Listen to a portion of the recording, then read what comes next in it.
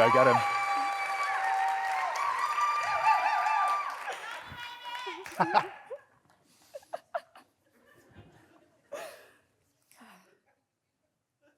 Mindfulness is boring. Mindfulness is hard. Mindfulness isn't fun. Mindfulness isn't for everyone. I can see some of you nodding. It's okay, I've heard it all before. I've been practicing mindfulness for over 13 years, and I've been teaching for 5. And I have heard it all before, going into organisations, going into schools, and volunteering for my local mental health charity. And the thing is, I know we don't need another TEDx about mindfulness. I'll just get my coat. There's so much research out there. We know it's good for us. You can listen to neuroscientists speak about it. You can read books about it. You can watch videos about it. You can read research papers about it. We know that it's good for managing anxiety and depression. It's good for understanding our mental health, our thoughts, feelings, and emotions, for managing our reactions, for self-compassion, compassion for others, for low mood. The list goes on. And yet still, people tell me it's bullshit. And when I go into organisations and I talk to people, it's still poo-pooed. And the thing is, it's because it's a one-size-fits-all approach so often. And I think it's because of what we see online, in the media, social media, things such as, and by the way, I've seen this before with my own eyes, when you are present, there are no problems, only peace. What a load of old shit. Sometimes we're really present, and sometimes there are problems. Sometimes we're really present, and things don't feel good. And that's okay. We're human. So we need to shift the perspective. If we keep seeing mindfulness as this fluffy, nice, relaxation thing, it's not going to reach the people that need it. And so this got me thinking. I've always called myself the mindfulness rebel, because when I first found myself in this area, when I first started teaching, I knew that I wasn't quite like everyone else. I don't know if you can tell, I don't have a baseline personality of calm.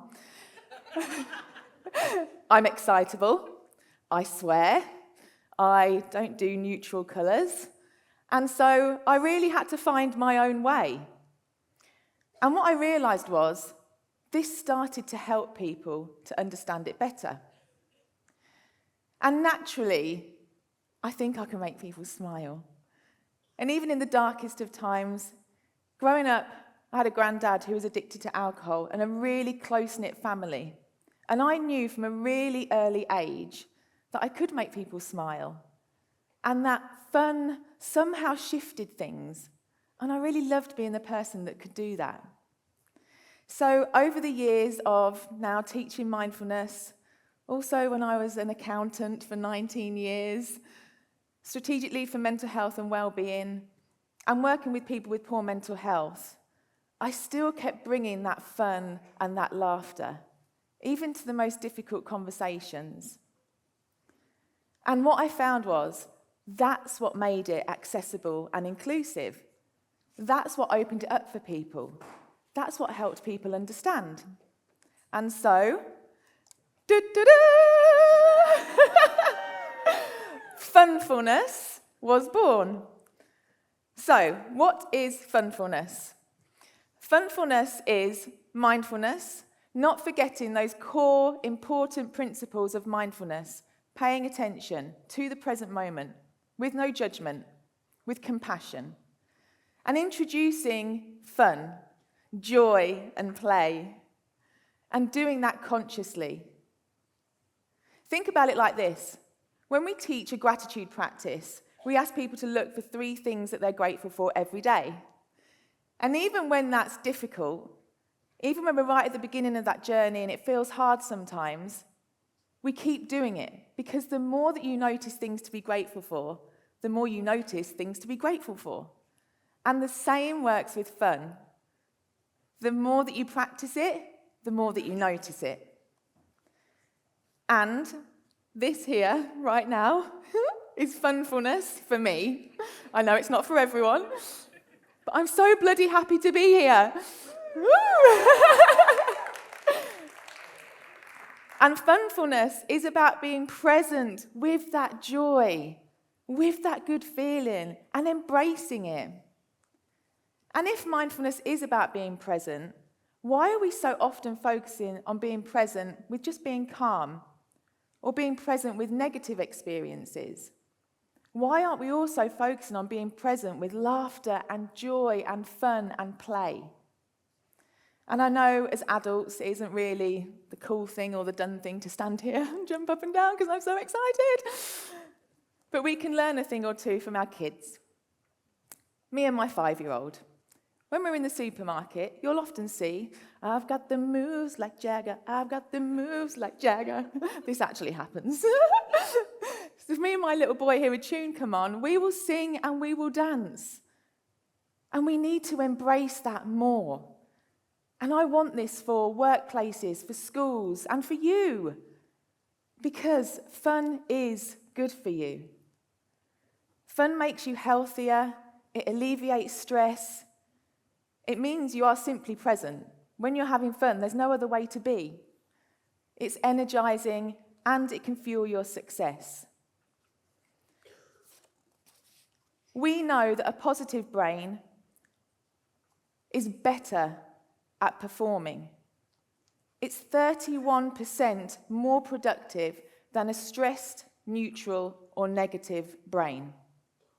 And fun gives us dopamine, which makes us happy. But not just that, it turns on the learning centers of your brain. So, I want you to think about a time when you were happy, when you were being playful, when you felt joy, or when you were having fun. Really think about that right now. Bring it into your mind. Who were you with? What were you doing? How did you feel? And really feel that right now. It's so bloody powerful, right? Even just thinking about it, let alone doing it. And so this brings me to another important question. Do you actually know what you do for fun? And I don't mean scrolling your phones. When I first started teaching mindfulness, the first course that I taught was mindfulness for mums. And then I created a mastermind for entrepreneurs to teach them the principles of mindfulness to support them with life and business. And one of the first questions that I asked them was, what do you do for fun? And so often, people couldn't give me an answer to that. Because as adults, adulting's a bit boring. We've got loads of responsibilities. And we can be really fast-paced all of the time. So I really want you to think about what you do for fun, because we so easily forget. And we have a negativity bias. I'm not calling anyone out here, we're all friends now. But we do, we have a negativity bias. It's not always easy. It doesn't matter how awesome your day was, that crappy thing that happened on the way home is the first thing you're going to talk about when you walk through the door. You're going to have a really good moan and forget about all those awesome things that happened throughout the day. And the other thing that we do is we're really present when things don't feel good. When something happens that doesn't feel good, we go over and over and over and over it in our heads. We relive it, we talk about it, we dwell on it. But how often do we do that with the joyful things in life? How often do we dwell on them, talk about them? And I was saying to a friend recently when we were talking about this, when you are in moments of joy or play or fun, juice it.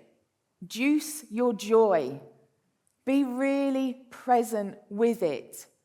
That is mindfulness. Be there. This is Funfulness. And the other thing it can help with is when things are difficult. I experienced this when I went through miscarriage.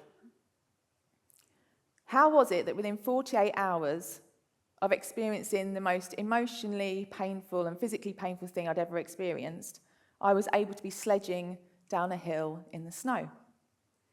Now, I didn't have a word for it back then, but it was Funfulness. because I used my mindfulness practice to be present with my experience, to accept what was happening, to honour those emotions and not ruminate on the past or the future. And then I went and found the fun, to shift that perspective, change your mindset, and alleviate the stress.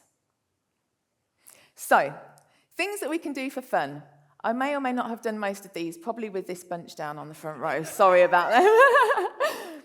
Now, this list isn't an exhaustive list. What I do for fun definitely won't be what you do for fun.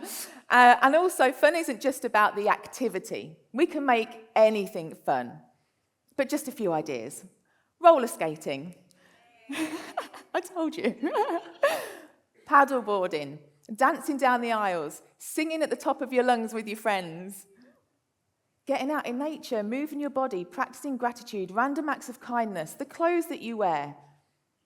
Oh, skipping, OMG, skipping. I did it recently. I haven't done that since, well, I can't even remember. You get around really fast when you skip, and it's really fun. I highly recommend it. There's going to be people skipping around Brighton today now, and everyone's going to be thinking, what's going on? Just shout Funfulness at them, it's fine. Putting your phone away, Funfulness.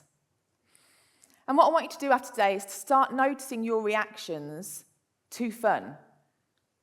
Start to notice that knee-jerk reaction. If you saw me dancing down the aisles, what would you think?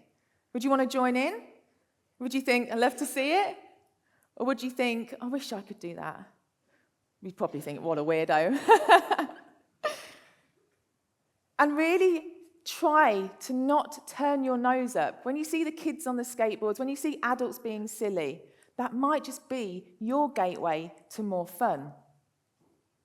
Your gateway to be present with fun, joy, laughter, and play, to let it linger. Not only is it good for you, it's contagious. So I've got a little gift for you today. These are Funfulness tokens. This is your permission slip to have more fun. And this is your catalyst to have more conversations with your friends, with your family, in your workplaces, in your home. And talk to each other today. When you meet new people, when you're having a chat, ask each other, what do you do for fun? What brings you joy?